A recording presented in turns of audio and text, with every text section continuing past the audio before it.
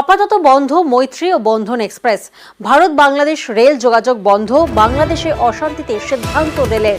Train বাতিলের টাকা ফেরত রেলের।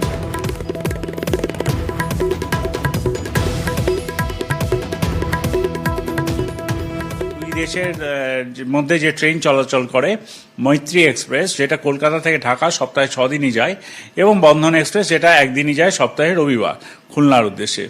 এই ট্রেন দুটি ওইখানে সরকার যেদিনকে আমাদেরকে বলবে আমরা আমাদের ট্রেন পরিষেবা চালু করে দেবো। যেসব দিনে আমরা ট্রেন চালাতে পারিনি ডিউ টু অপারেশনাল রিজন, আমরা সেই সব টাকা আপনাদের ফেরত দিতে দেবো। আপনারা ফেয়ারলি প্লেসে যে ফরেন ট্যুরিস্ট কাউন্টার আছে এবং কলকাতা স্টেশনে যে ফরেন ট্যুরিস্ট কাউন্টার আছে, সেইখানে আপনারা আপনাদের নির্দিষ্ট সময়ের মধ্যে টিকিট জমা দিলে আপনারা পেয়ে যাবেন, ভাড়াটা ফেরত পেয়ে যাবেন। কোনো রকম দুশ্চিন্তার কারণ নেই।